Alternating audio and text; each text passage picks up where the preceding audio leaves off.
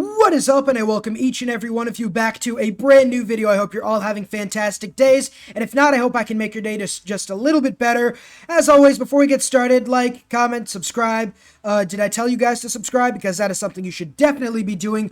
We are back with part 2 of our ranking every single Civ leader, and now before we get started, let me just say that we've gone past the bottom feeders, essentially, right? From now on, all these Civs are good, viable, great even. The problem is that there are so many that somebody has to come this slow. So just because a Civ is ranked like 48th or 49th overall does not mean they're bad. It just means they're, well, the 48th ranked Civ in the game, if that makes any sense. But these are all really good Civs to play as.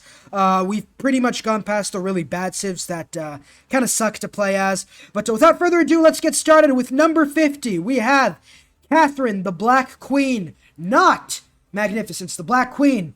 The good thing about the Black Queen is you get an extra spy, you get it earlier, and you have one extra level of diplomatic visibility.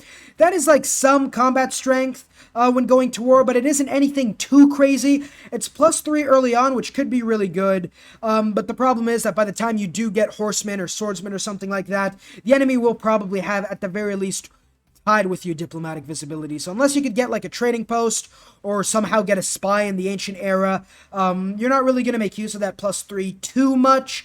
You have Grand Tour, which is really nice, allowing you to build wonders and doubling the tourism of any era, wonders from any era. The Guard Imperial is also really nice right now as well because it replaces the line infantry and it gets combat strengthened on your capital's continents, as well as great general points for killing units. It's one of the best unique units now. My god, it's incredible. The Chateau, the good thing about the Chateau is that the Chateau now does not have to be placed beside the river. It gets extra gold if it is placed beside the river, but it doesn't have to be placed beside the river. So Catherine, she's good. The problem is she isn't anything like outstanding or anything. Like the diplomatic visibility, the spy is going to help you steal great works. Guard Imperial can help you take out a cultural enemy. She's a good Civ, but she isn't great is what I'm trying to say. She has really good abilities, but nothing too incredible, which is why I have her at number 50. Number 49, we have Guitarja. That is right. Where can I find her? A, B, C, D, E, F. Okay, there it is, right over there. We got Guitarja, Exalted Goddess of the Three Worlds. Naval units can be purchased with faith. Religious units can disembark and embark at no movement cost. And faith to city centers that are adjacent to a coast or lake tile. It helps you get an early Pantheon for sure. Buying naval units is also pretty nice, except for the fact that you can do the same thing with melee units after getting the tier 2 diplomatic government building. So it isn't anything too special. You could, like, if you're going to spend all that faith buying naval units, you're going to have a lot less for religious units. So I guess you could go for a domination victory. The Great Nusantara, coast and lake tiles provide minor adjacency to holy sites, campus, industrial zones, theater squares. Amenity from entertainment to each entertainment complex adjacent to a coast or lake tile. The amenities next, the bonuses next to coast and lake tiles are still really solid, but it isn't anything like Wilhelmina's adjacency bonuses or Japan's, right? Because with those guys, you could put it like inland, beside a river, beside a dam, beside like a commercial hub or something, and get your unique unit bonus, as well as get the standard adjacency bonus from being beside a mountain or something. Guitarja, if you're going to put these beside a lake, it really, like, you're really only going to be getting the adjacency from her unique ability. Not too many mountains are beside coast tiles. You do have reefs and maybe geothermal fissures and stuff like that for campuses, but for industrial zones and theater squares even, you're not going to be able to get too much adjacency going unless you have like the perfect coastal outline, which is really hard to get. The Jung is pretty solid actually, replaces the frigate, so it's always good. It gets 5 combat strength in a formation, which really isn't anything too crazy. It's a solid unique unit, but how many escort formations are you really going to have? I guess you can make like a armada or something and get like a boost to like get stronger units, and like you need less units to make formations, if that makes any sense. Like with armadas, you're going to have less total units, but they're going to be stronger. So it's a solid unit, nothing too crazy though. The Kampong, production, housing, food for each adjacent fishing boat, pretty solid. Additional production, housing, and tourism as you advance through the tech and civic trees, definitely solid. And that's pretty much what Guitarja is. All around, she is a solid unique units and abilities. Maybe some of them could be considered below average. I have them all at solid, though. And that is why I have Guitarja at number 49. Problem is, she doesn't have anything towards a certain victory type. The Two Faith isn't going to help you for a religious victory. The small adjacencies near coastal lakes really isn't that good once you get into game. And the Jung is solid, but he isn't going to be able to carry your domination playthrough. Whereas somebody like Alexander or Babylon or Grand Columbia has massive bonuses throughout all eras to help them towards domination. And the Kampong is just solid. Nothing really wrong with that. Number 48, we have Dido. If we are talking about an archipelago map, Dido is top 20, just like Victoria. But we are not. I'm mainly focusing on continents and a Pangea playthrough, as what most people do. Can move their original capital to any army, any city with a Kothon they founded by completing a unique project. It's a nice novelty for sure, but I have no idea, like, how good is that in reality, right? Like, I guess if you're on another continent, like an archipelago, for example, and you could just help loyalty, I suppose, because everything on your original capital's continent gets 100% loyalty. So maybe you could use that to help with loyalty, but at the end of the day, really, it's not anything too crazy. You get 1 trade route capacity for each government plaza building and government plaza district. It's nice. It's nothing like Spain or Portugal's unique abilities when it comes to trade routes. You're going to end up getting 3 or 4 more trade routes than usual, which is meh. It's a solid ability. 50% production towards districts and cities with government plaza. Meh, solid. Those buildings are already cheap anyways.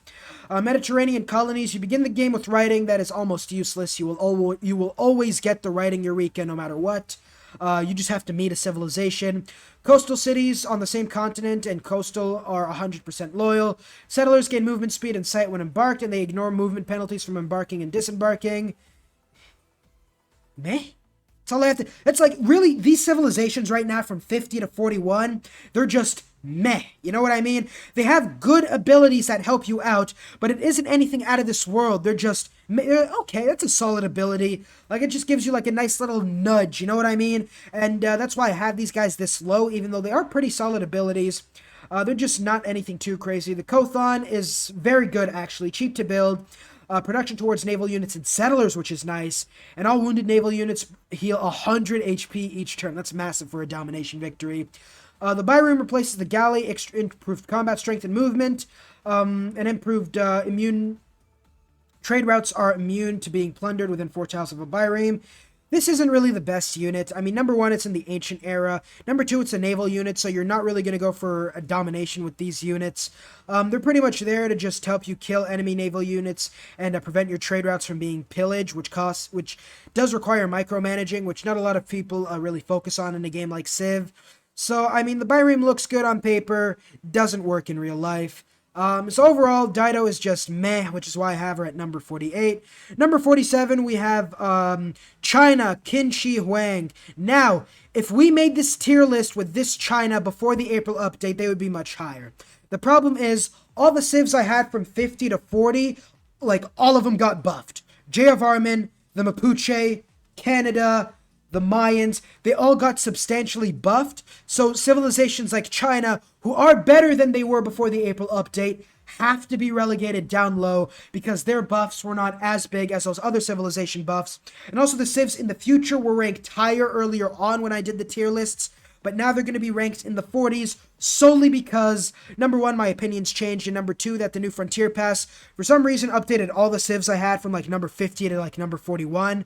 So, yeah, blame Firaxis for not buffing everybody. But in any case, Qin Shi Huang is still solid. Using builders to improve the original wonder cost is good. Receiving additional charges are nice. Canals unlocked earlier. A dynastic cycle now has an extra Eureka and inspiration when you create a wonder from any era, which is really, really good. The Crouching Tiger, it's a solid unit. Like I said with Kublai Khan China, it's not the best. The Great Wall really helps Qin Shi Huang more than Kublai Khan because it does give tourism, and Qin Shi Huang is more cultural, while Kublai Khan is more domination-centric. Again, China still has the number 1 main problem of if you do go for early wonders, you leave yourself susceptible to an early attack.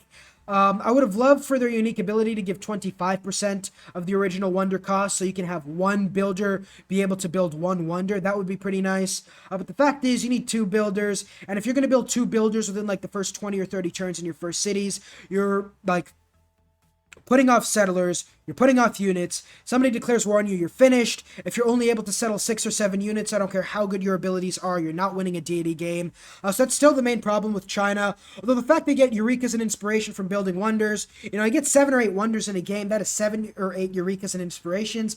That is pretty damn massive, especially with China.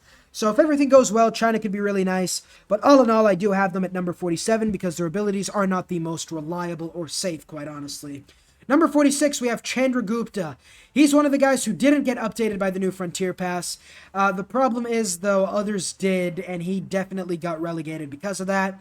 He's still very, very good, though. Territorial expansion with military training gives you movement speed and combat strength for the first 10 turns after declaring a war of territorial expansion. That is pretty much knock off Cyrus, if we're being completely honest. Like, Cyrus, I don't think he gets the combat strength bonus, but he gets it from, like, a surprise war, and that's definitely a lot less restrictive than a war of territorial expansion. So Chandragupta does have the better bonuses towards his war bonus, but Cyrus gets it earlier and gets it better, and as you know, earlier the war, the better. Dharma is just India's unique ability, gives you, like, spreading religions pretty much. Again, as Chandragupta, you're not really going to be focusing on that, you're going to be focusing on domination. The Stepwell is very solid, giving you food, housing, and faith. The Varro is a very good unit on Chandragupta because he can just spam build them. The War of Territorial Expansion, boom, get an early war. Problem is that by the time you do get these guys out, there are going to be walls in most of the cities you have. So it's not as good as going for, like, a Swordsman Rush, for example. So that's why they're not as good of a unique unit as, say, Macedon's unit, or even just Grand Columbia's unit, who has movement speed, combat strength, and you will get the Horseman earlier. So all in all, Chandragupta is better than Gandhi, but it's not really saying anything, quite honestly. He definitely has a very nice hat. I think it's called a turban. Could be wrong. Don't cancel me if I'm wrong. I'm just saying what I know. It is a very pretty hat. The guy's mustache is definitely on point. If we're talking about the most attractive leaders, Chandragupta's got to be top 10, but we're not, which sucks for him. He's down there at number 46. Number 45, we have Harald Hardrada. That is right, another Civ who got relegated because he didn't really get changed, although he is really good. Coastal rating and production towards naval melee units is really nice. You gain extra science, gold, culture, and faith from pillaging, which is very, very good. You can enter ocean tiles after researching shipbuilding, which is pretty solid. You can heal a neutral territory with melee naval ships, which is nice. And additional movement speed from... You ignore movement costs from embarking and disembarking. The big buff for Harald Hardrada is the Berserker now. Now it replaces the Man-at-Arms and can be upgraded into. It also has 10 combat strength when attacking and 5 when defending against melee attacks. So now ranged attacks don't count for the -5 combat strength when defending. So Berserkers are one of the best unique units in the entire game. The Longship is a very strong. Stave Church is really not that good, if I'm being quite honest. I know one of you in the comments is going to be like, oh, but you can do this with the Stave Church. Yeah, but it's not that good. That's what I'm trying to say. So all in all, again, if it was before the April update, this guy would be top 30 at the very least, but it isn't, so he is going to have to be 45 because there are so many civs that just got upgraded in the new Frontier Pass, and Harald really was not one of them, aside from the Berserker buff, which was really nice. But again, when you're looking at a domination victory, unless you have like a massive unique unit, I'm talking about like Zulu Impis from Civilization 5, or like Keshiks from Mongolia Civilization 5, you're not going to be that good in domination. You need some other sort of unique ability that translates to all eras that can help you win a domination game, and Harald Hardrada doesn't have that. He is very good at pillaging, though, so I will give him that. He is down there at number 45. Number 44, we have Gorgo. Gorgo got buffed, and accordingly, she moved from rank 50 to 44. I was going to put her higher, but I realized that great generals don't work on hoplites, and hoplites, all in all, replace spearmen, which aren't that good of a unit. The Acropolis is still solid. Combat victories from culture is very nice, I suppose, and the combat strength from military policy cards are good, but the problem is military policy cards are not the best policy cards. So if you're going to get like 4 or 5 combat strength early game, the problem is that military policy cards are just not that very good, and you're going to be suffering by not having economic or diplomatic policy cards. You do get extra wildcard policy cards, which is very nice, giving you an extra military policy card to use towards combat strength. Again, if I'm you and I'm going Gorgo, just go for the Swordsman Rush. Hoplite Rush, it's solid, but it's not very good, because by the time you get these guys out in numbers, again, going for, well, I guess a Swordsman Rush with a Battering Ram would be nice. I'd recommend going for a Hoplite Rush if you can, and if not, just go for a Swordsman Rush. But all in all, Gorgo got buffed, and accordingly, she has moved to number 44. Number 43, we have Christina of Sweden. That is right. Christina has solid abilities. Again, Minerva of the North, everything automatically themed is very nice. Queen's Bibliothèque can only be built like once per in the government plaza. It just gives you like one governor title and 2 slots for great works of writing, music, and art. Which not the very best, so our unique ability really isn't that good. Nobel Prize is solid, but, factories and great scientist points really don't matter. I would have loved to see them add great artist and great writer points in, because as Christina, you're not going to go for a great engineer or great scientist. You're going to want to go for great artists. And, this really doesn't help you. 50 diplomatic favor from earning a great person is solid, nothing too crazy. Having Sweden as 3 unique World Congress competitions, that can be good, but that can also be bad, because if somebody else wins the competition, they get those massive buffs. And how likely are you going to be to winning those competitions? You're going to be winning no more than 2 most of the time, potentially even 1 sometimes. So really, you're just going to be helping other people. And while, yes, if you do win, you do get massive buffs. On deity, it is really hard to win these competitions. So, Nobel Prize, again, it's about average. Minerva of the North is about below average. Open Air Museum is very nice. It replaces builder ability to construct it. It provides loyalty, culture, and tourism for each type of terrain you have settled on, which is nice because you can settle on 3 or 4 of these terrains and get like 6 culture or 8 tourism or something like that, which is really, really strong. It can only be built once per city, but again, if you have like 10, 15 cities, 10 times, let's say, 6 is about 60 culture and tourism, which is very nice for a unique ability. Queen's Bibliothèque is solid. Carolean, it replaces the pike and shot. Do I have to say anything else? It has combat strength per unused movement speed, so 6 combat strength. But I mean, at the end of the day, it replaces a pike and shot, a spearman line unit. Not really the best. Not to mention that the combat strength from unused movement speed is really weird. If you have a great general, that would help a little bit. But most of the time, you are going to have to move and attack, so it really isn't the best ability.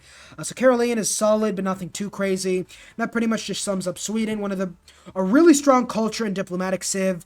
But the problem is that their abilities are hard to make use of, number 1. And number 2, they don't have anything towards the way of early conquest. And that's really how you win on deity. So I have Christina at number 43. Number 42. We got Kublai Khan of Mongolia.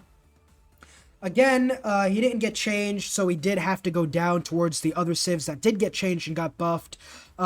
He gets an extra economic policy slot in any government, which is nice. The Eureka's inspiration is once per civilization, not per city, which again, I have a problem with. That is really just 5 or 6 throughout the entire course of the game, which really isn't going to do anything to you.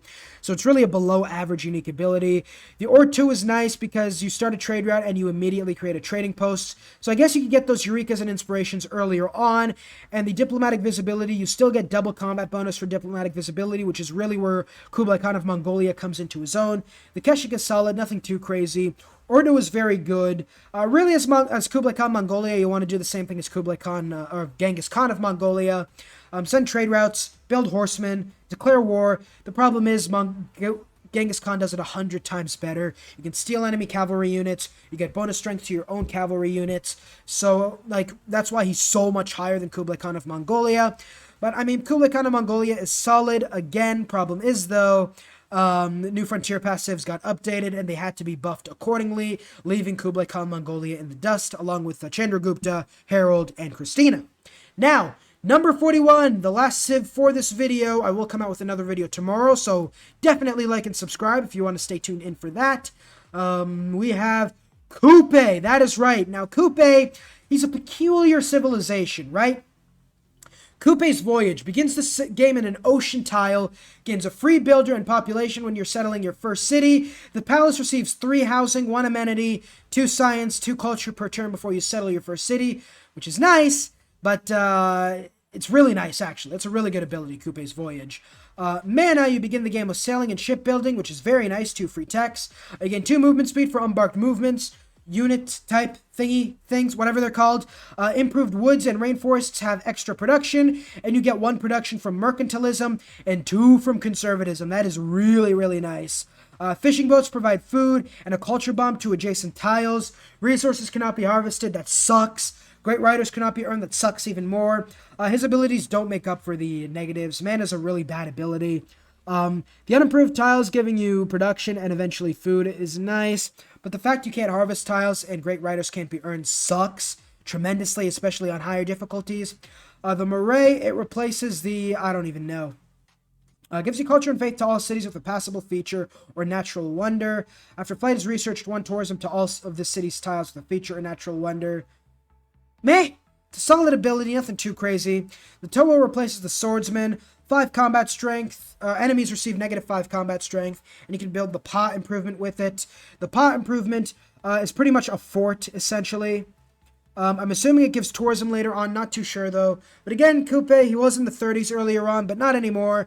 He's solid, but he isn't anything too crazy, just like the rest of these civs. This dude definitely, he's pretty much, he's Tyler 1 of Civilization 6, right? He's short, built like an absolute tank, and he is aggressive as fuck. Like, if this guy denounces you, you fear for your life. You think he's about to jump in through the screen and pulverize you, man. He's got big arms too, so I don't know, man. He's definitely got a muscular dad bod type going, and the face tattoos, whoo! You know, if somebody's got face tattoos, you don't want to mess with them. So yeah, that's why I have Coupe at number 41. Thank you guys so much for watching. If you enjoyed, like, comment, subscribe as always. Hope I can make your day just a little bit better. Let me know down below in the comments, what would you guys do? What would you guys have changed? Obviously, these civilizations, especially these ones in this video, are open to a lot of debate. But hey, this is just my opinion. Let me know what you guys think down below, and I will see you all in the next video. Peace.